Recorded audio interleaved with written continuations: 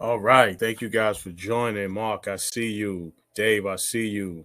Michelle, I see you. How y'all doing out there? Let me know where y'all watching from. Yesterday I know I canceled the event yesterday. I had an emergency call last night. Unfortunately, I was trying to call some guys so they could take care of these calls out in the Bronx. It's a dispensary we have out there. The alarm's gone off. So I had to drive a whole hour out there just to go and service the fire alarm system. But hey, we're here today. And today I got something special. We're going to be doing some troubleshooting. So I'm going to show you some things about the troubleshooting the Edwards fire alarm control panel and some of the modules we're going to go over so that way you can learn how to wire it and also get yourself better out there when you're looking at these devices. So in a nutshell, troubleshooting Divine is pretty much trying to identify and find a problem that is impaired on the fire alarm system, whether it be an open circuit, a missing resistor, a short circuit because the two wires are touching, a ground fault because one wire is touching metal, or you have some water damage or anything that's happening to the fire alarm system that's causing it to go into trouble, or even as easy as a low battery signal. So all of these things will cause an impairment on a fire alarm system that you got to be familiar with and how to fix. So some of the common problems that we have, so some of the common troubles we're going to go over on a fire alarm system is ground faults, open circuits, and missing devices. Now, ground faults is one wire usually touching metal. So that way is that electrical on that DC voltage on that one leg, whichever it is, black or red, is going right back to ground, causing the circuit to not function properly. You will still have voltage, but one of the legs on that circuit is actually all that power, all that data circuit or whatever you want to describe it is going into ground. So if you have 19 volts on the SLC circuits that's fluctuating and you have 19 volts on your SLC and it's fluctuating, you will put one leg to ground or maybe a screw and then the other leg to the wire so that way you can test to see what the voltage is. It should be at least half what the voltage is when you measure it across. So if it's 19, you should be getting 9, 10 volts or something like that. This is the screen display for the EST3 system. Up top, you have your power LEDs, your test LEDs, your CPU fail, ground fault LED, and also your disable LED. Down below that, you have your buttons, your reset button, your alarm silence button, panel silence button, and your drill button. Your reset button will reset the entire system as long as the alarm is actually clear. The alarm silence will shut the NACs off, will silence the panel itself, not the NAC circuits, and drill, if it's programmed, will activate all of the NAC circuits. Here's the screen display where you will see your messages. 01 is an active point for this alarm, for this description. You will have to hit more details or the command menu so you can get into the menu to get more details to actually see what this address is for this particular device. Up top, you have the time, you have your active points, and you have your disabled points. If you have multiple alarms, troubles, however many troubles you have on the system, supervisories, monitor points, whatever, these active points will go active depending on how many troubles you have on the system. And if you have any disabled devices, that will be, you'll see a number here. If you have 10 devices that's disabled, that number will lie right there. Down here, whenever there's an alarm, this LED will flash. Whenever there's a trouble, LED will flash. Supervisory, same as trouble and monitor. So you will physically have to hit that check mark button and acknowledge each and every one of the troubles, alarms, supervisories, whatever. You will have to acknowledge each and every one of those points in order for this light to stop flashing and the panel silence to go active. And down here is just your control menus and how you will navigate through the menu to do extra functions, change the date, log in, and stuff like that. So there's a 5-step troubleshooting process that you can take when you're looking at any situation that you will face on the fire alarm system. You first want to know what the message is saying. If it's a smoke detector, pull station, module, whatever the description is, ground fault, card fault, whatever the description is, you should be able to have a quick indication of how you're going to be able to fix this problem. Once you identify the type of problem that you have or whatever device you're servicing, you will go to that device. Take that device apart, check the wiring, measure the voltage, make sure the voltage is good. Also measure it to ground. If there's no voltage, then you will have to check the devices before it to make sure there's no breaks in the wire. So depending on how the voltage is, or if you have voltage or not, will determine if you need to troubleshoot any further, or you may have to replace some parts in order to fix that particular device. And definitely, when you're working on Edwards, if you're replacing any device, you have to wait for it to map in, use your laptop, upload the loop, and also download it back to map it in. So I have a live demo for a ground fault. So this is a quick indication of how you would measure a ground fault. So this is our fluke meter or whatever meter that you're using. So we have our black and our red leads. So our black lead will go to the common, or if there's any screw inside of the can that this box is mounted inside, you could do to a screw, to a connector, the MIGV that's coming in with the power. But essentially, you just go to ground, and then you will take your red leg. Once you would definitely have to disconnect these, or whichever wire has the particular fault on it. You would disconnect both those wires. This one lead here will test one wire at a time. You will either put it on ohms or you will put it on resistance. If you have it on resistance, your meter will beep. If you put it on ohms, you would just get some type of value right here.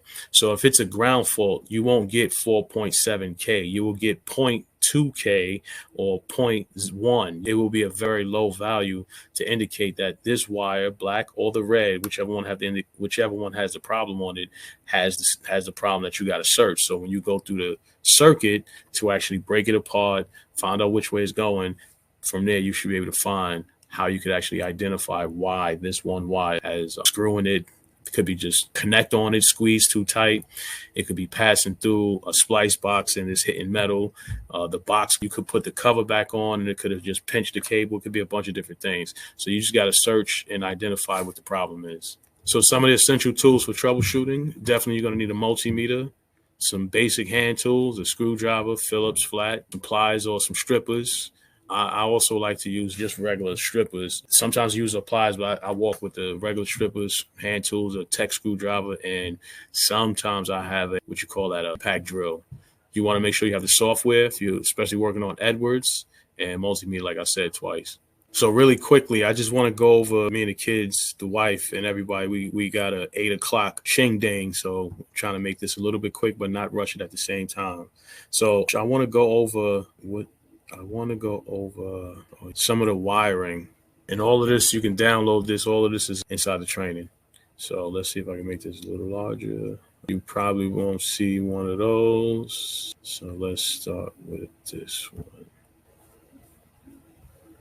Oh, no, we don't want that one. You may see this. So this is the annunciator.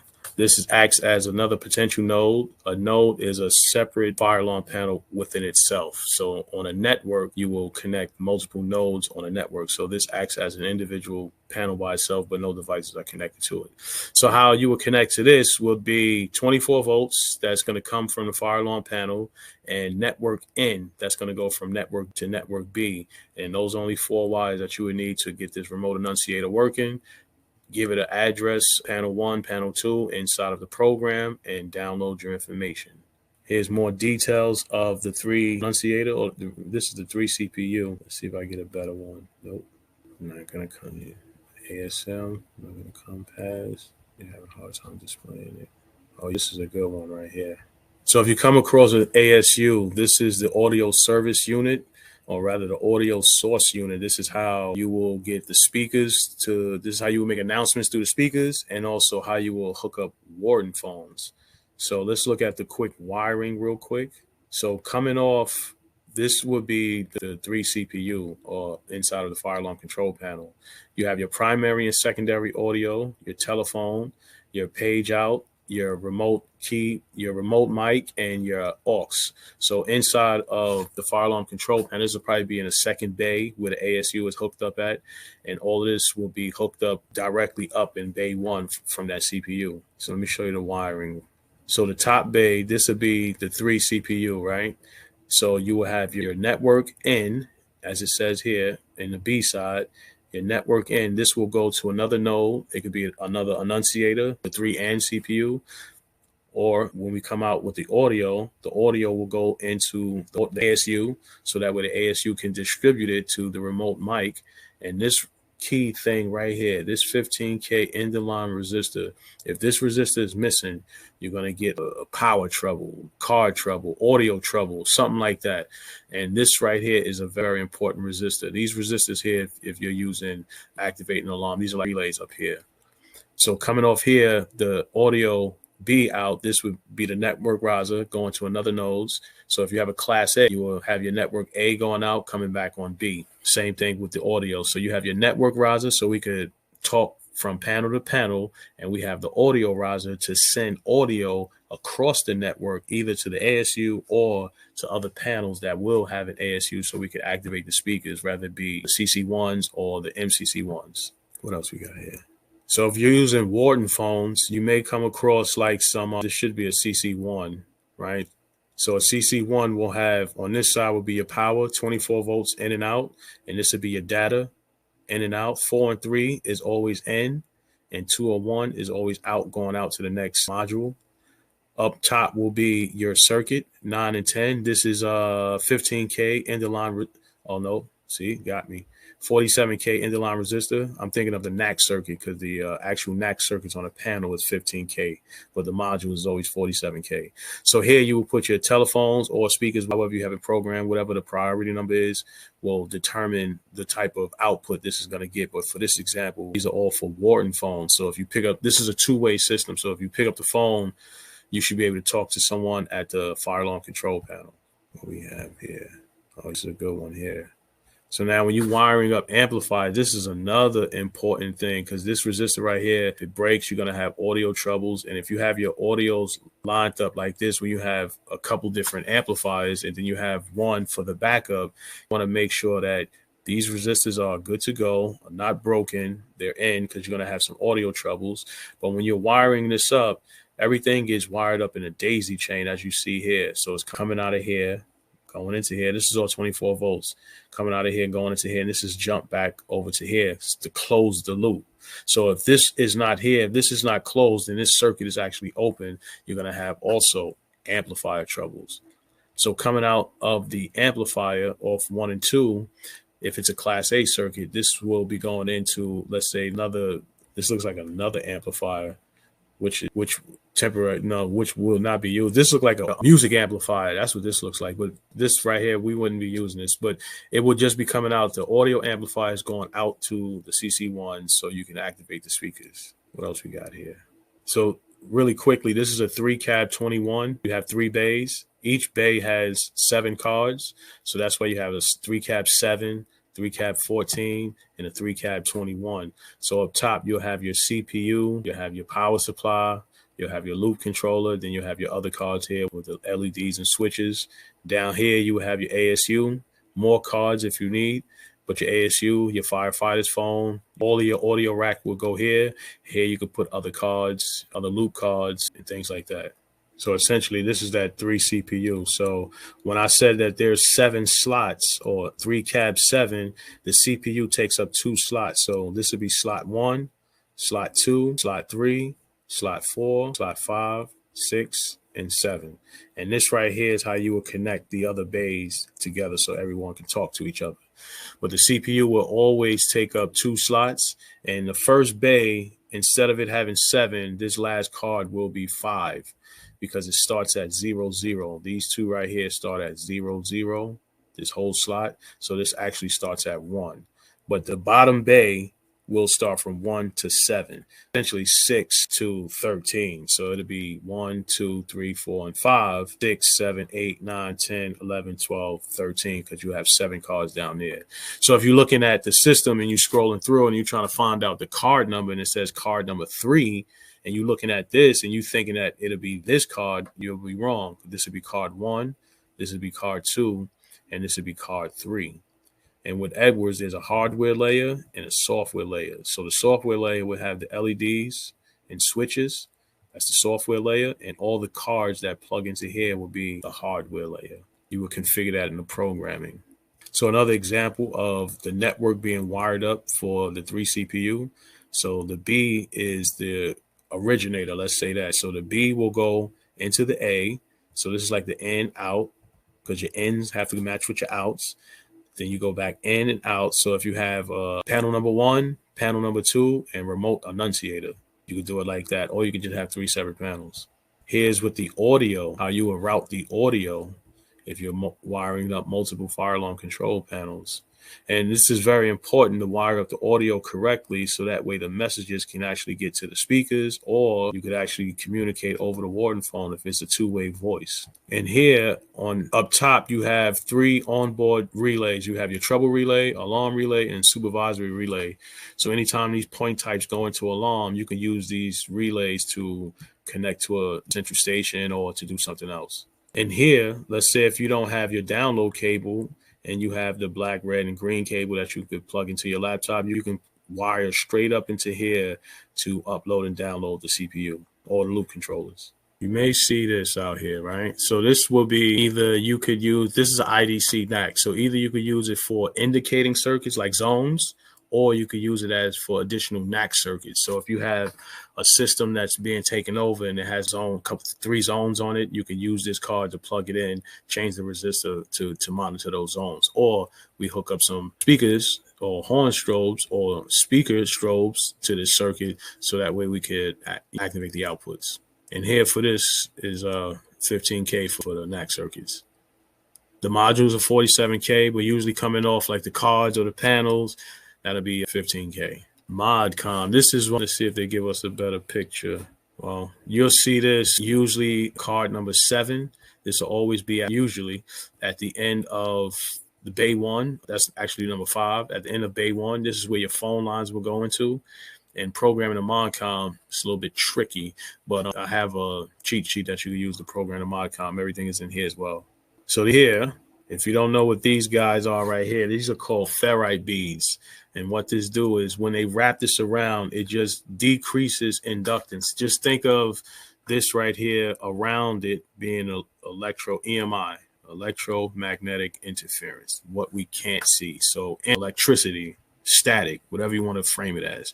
Imagine that hovering around the cable.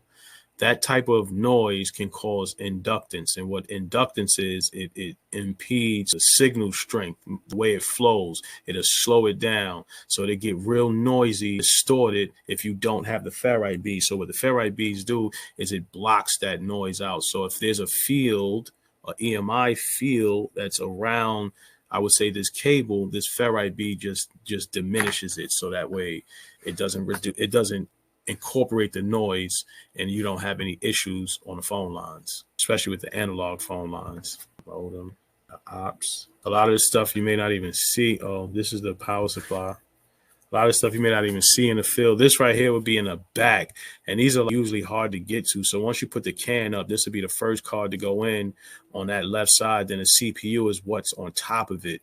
So to shut this panel down, sometimes it's a little crazy. You got to take all these cards out front just to get the power off. So this would be the power supply, usually a 6-amp power supply for the fire alarm control panel. And there's 2 important wires. There's a communication wire, which is, well, the communication wire is this one, J4, right? So this is the communication wire from the power supply going into the actual power supply card. So this would be the card that you see that has the blank plate.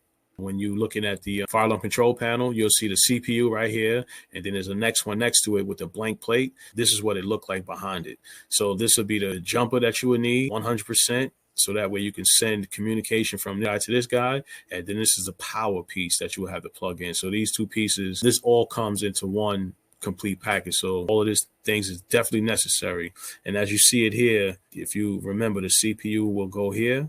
And this right here, that blank space that didn't have anything on it, this would be the power supply. But you could also put operator card, like a, what you call that, a LED switch card right on top of this as well. So it could either be a blank plate or you could put one of those operator layer cards on here.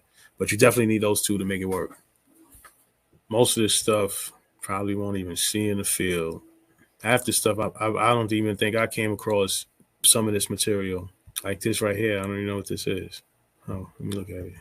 Let's see, most of this stuff is old, like the EST3s. So on the back of the CPU, you have 2 very important cards. You have your 232 card. This is how you're able to talk to it through the laptop. And you have your 485 card. This is how it's able to talk to every other card on inside of the panel itself. So if there's any type of CPU issues, it may be one of these cards, or you may have to replace the whole CPU. So when you buy a CPU, a lot of times you'd only get this one card. You will have to make sure you have both these cards, especially if it's designed for that type of way. But These cards usually go first before the actual card if there's any malfunction. So you could try replacing these cards before you replace the whole thing, or it all comes in one set, just change out the whole thing. But I found a lot of times these back cards, you could smell it. These back cards just go. They burn right away. Loop controller. Let's see if they got a diagram. Yep. So on the loop controller, this is how we get and speak. This is how we talk to all the input devices, smoke detectors, pull stations, modules, and stuff like that. So you have a class A, which is your B coming back to your A. You have your 2-wire smoke detector circuit, and there's a single, and then there's a dual that have one at the top and one at the bottom. So you can plug in your wires here to get a data circuit, or you could just have the single card, which you would just have the connections at the top. I don't even think they use panel tampers. Maybe. They probably still do. So the audio amplifier definitely needed. So coming off the fire alarm control panel to ASU, this is what is going to be hooking up to the horns and strobes coming out the zone amplifier. So all of these devices will all be hooked up. The amplifier is what's going to drive the speakers, the circuits, so that way it can have enough power to omit that voice over the wires. And pretty much it all has to be wired up the same way as those power supplies. What was that? So these are the operator layer. These right here are the operator layer cards that go on top of the hardware layer cards. So you have your all LEDs, you have your LEDs and switches. Or these are your 3-bank LEDs, 3-bank switches, and then you have your 1224, and then you have your 1212s. So you could fan on, fan off, and you can have the LEDs to do two different things. This right here look like this right here would be purge. So start, stop, and off. And each one will represent an LED. And usually here will probably be designed as an area so you can have service groups. So if the first floor service group, let's say it's this button go active, you could have this remote LED by the security desk, and this could be labeled first floor area. So when this LED go active, that person in the security room would know, oh, somebody disabled that floor. They probably doing some testing or playing with the fire alarm system, whatever. But that'll give them a quick indication of what's going on with the panel. Card readers, never hooked up a card reader to a fire alarm control panel. I know Edwards got security, but I've never done security on with the Edwards equipment. Maybe Software House, S2, something like that. You may see this. They use these if you're using a coder, or if you're using a RS-232 input, you will have your isolator module in there. It's old. It's really old. You'll normally see that on the EST2. Like I said, that alarm stuff, now I'm not familiar with that. I know it's there, but I wouldn't touch it. These are the actual audio amplifiers that you would use also for hooking up your speakers, Warden phones. Let's see if it has a wiring diagram. Because these are fairly simple. These are just take 24 volts and the audio channel and data. It looks crazy. It's a lot of wiring. But when we hand this stuff off to electricians, we have typical. So it's all laid out exactly why they need to do. So if they just follow it one wire at a time, it'll be seamless. The aux power supply. Here we go with this security stuff again. I may have to try to see what that look like. So that's pretty much it. Oh, what is this? There we go. That's security shit. So that's pretty much it, man. I really appreciate your time. Thank you for even joining. This was a little bit short, so we got to get the kids together in a little bit, taking them out, get something to eat for tonight. And I catch you next week. We're going to be building up. I got another set of drawings that we're going to do. I'll probably do something with the voice, some with the end variable, so we can see how that works. I appreciate you. And listen, if you got any questions, you can share it. I'll sit on for a few minutes. If not, then I'll catch you next week. All right, man.